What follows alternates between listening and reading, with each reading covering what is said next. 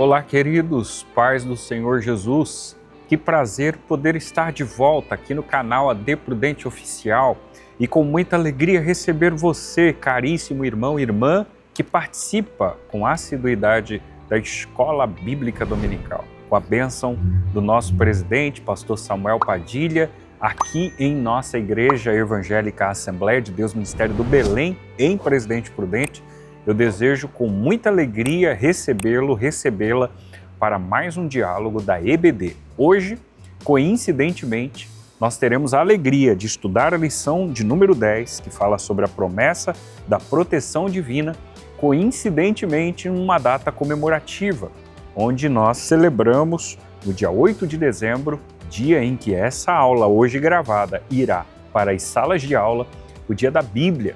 Me permita tecer uma consideração importante sobre ela.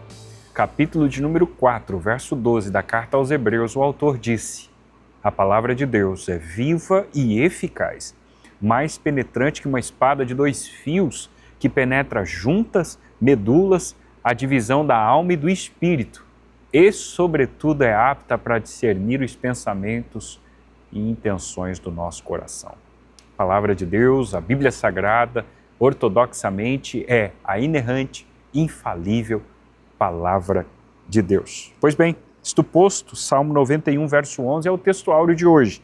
Porque os seus anjos dará ordem a teu respeito, para te guardar em todos os teus caminhos. Verdade prática diz: Deus promete sua divina proteção a todos os que são fiéis à sua palavra. A leitura bíblica em classe está na carta de Paulo aos Efésios, capítulo 6, versículos 10 a 17, e os Salmos 91, os versos 1 ao de número 8. Mas para introduzir e dialogar o assunto inicial, falando sobre a proteção espiritual contra o inimigo, eu convido o caríssimo amigo pastor William Enoch. É contigo, pastor William. Muito obrigado, pastor Diego. Eu também cumprimento a você com a paz do Senhor Jesus. Vamos ao primeiro tópico: proteção espiritual contra o inimigo. Existe, você sabe disso, uma batalha espiritual em que todos nós, servos de Deus, estamos envolvidos diretamente. E lembre-se, tá? Jesus nunca escondeu isso de ninguém, enfrentaríamos dificuldades. Nessa batalha, o diabo é nosso inimigo e para enfrentá-lo, a Bíblia nos apresenta algumas diretrizes que são indispensáveis. O capítulo 6 da epístola do apóstolo Paulo aos Efésios nos ensina e revela alguns ensinamentos indispensáveis. Nos descreve que as hostes espirituais da maldade e, ao mesmo tempo, quais são as armas que o Senhor Deus tem à nossa disposição exatamente para a nossa proteção. E você já sabe que a nossa guerra ela é espiritual, não é carnal, é espiritual. Do que se trata esses inimigos espirituais em Efésios 6, 10 a 12? Aqui Paulo nos apresenta que os nossos inimigos são espirituais e essa expressão Paulo usa essas expressões para esses inimigos dizendo que são os principados, são os governos do mal liderados pelos príncipes das trevas desse século.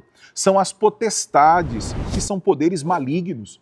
Esses poderes se levantam contra os servos de Deus, são príncipes das trevas dos séculos, os demônios que lideram outros demônios, e eles combatem contra a igreja do Senhor, as hostes espirituais da maldade nos lugares celestiais. Então existem legiões de demônios preparadas para destruírem a vida espiritual dos crentes, das igrejas, do ambiente de adoração a Cristo.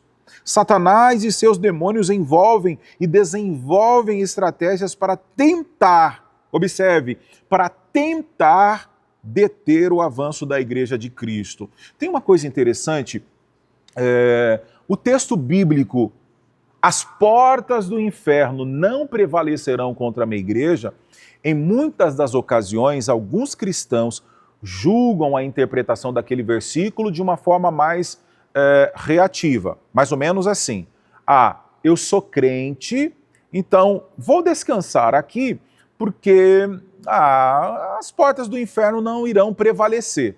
Então eu vou esperar o inimigo vir atacar porque ele vai ser derrotado. Mas isso é uma interpretação parcial. Na verdade, aquele texto está nos impelindo a ir também à guerra no mundo espiritual. Mas como assim, William?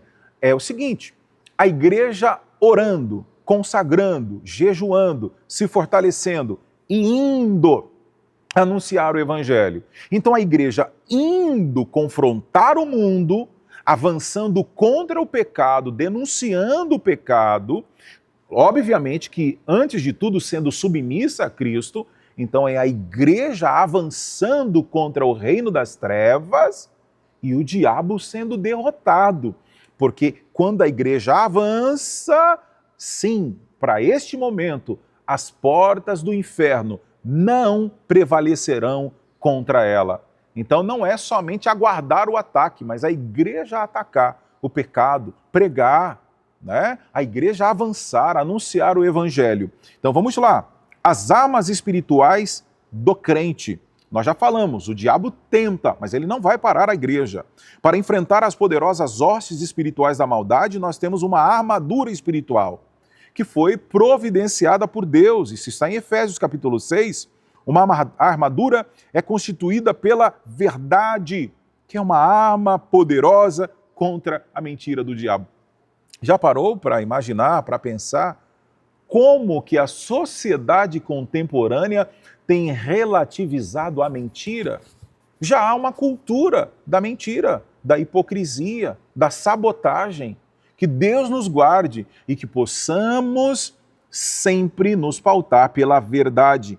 Uma outra arma é vestirmos da couraça da justiça, que protege o crente dos golpes mortais das tentações do maligno.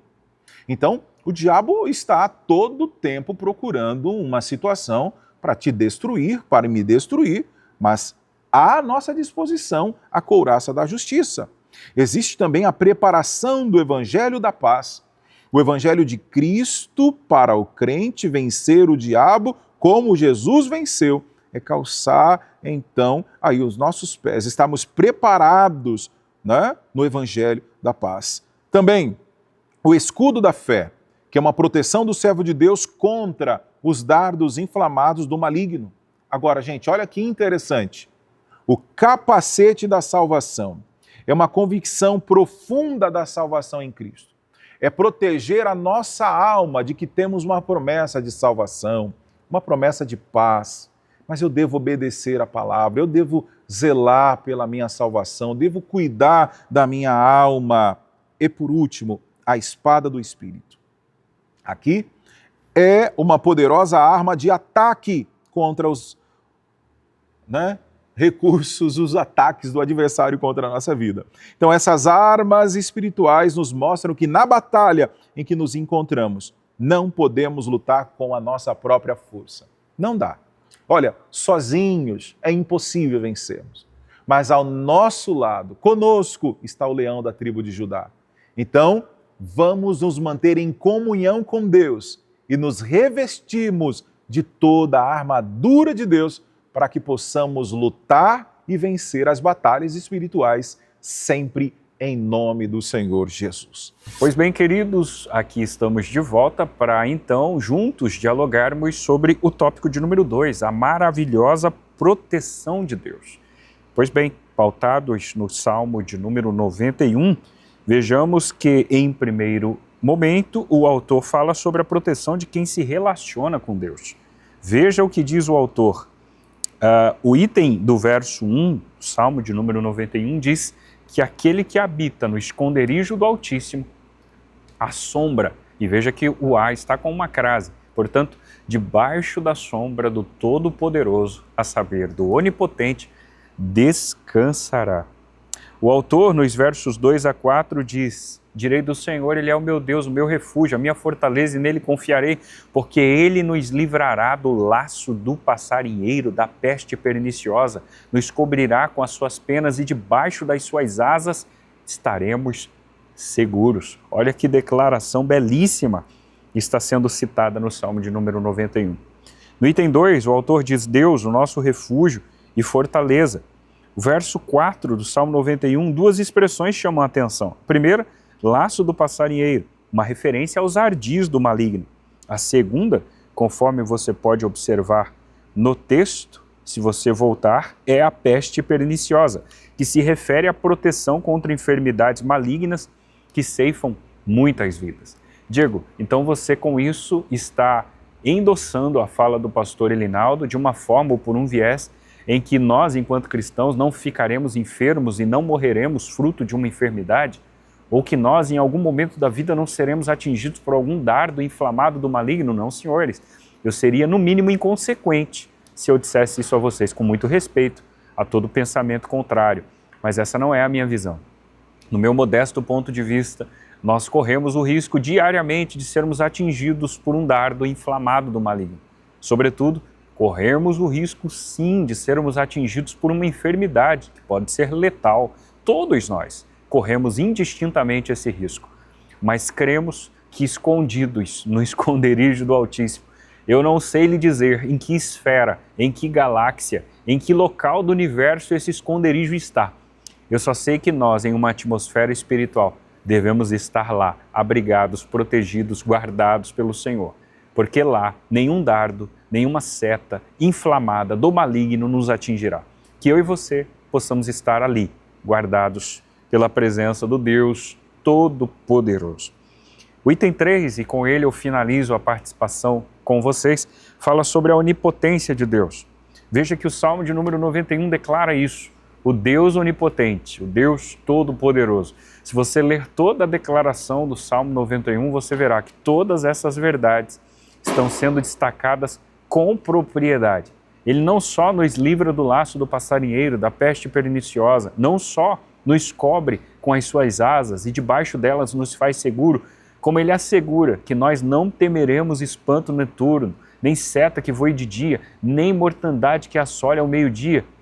Veja que 1000 cairão ao teu lado, parece até triunfal esse texto, 10.000 à sua direita, mas você que estiver escondido no esconderijo do Altíssimo, isto é, debaixo da sombra do Todo-Poderoso, não será atingido. O Deus Todo-Poderoso é quem nos assegura esta segurança. Parece redundante, mas é essa a declaração. Nesse contexto, afirma o pastor Elinaldo, podemos ter segurança em Deus de que nenhuma estratégia do maligno prevalecerá contra os que estão guardados sob a sua proteção. As promessas e proteção é o terceiro tópico da nossa lição. Os inimigos serão derrotados. A grande certeza do crente é de que quando ele é fiel a Deus, é o Senhor quem guerreia por ele, é o Senhor quem luta por nós.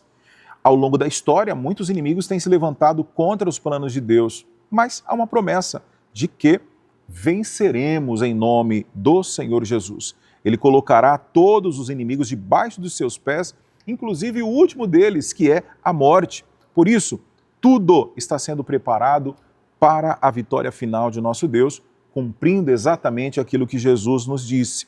As portas do inferno não prevalecerão contra ela. Segurança e vitória para os que temem ao Senhor. Hoje, em nossa vida cristã, podemos esperar segurança e vitória somente em Deus, você já sabe disso.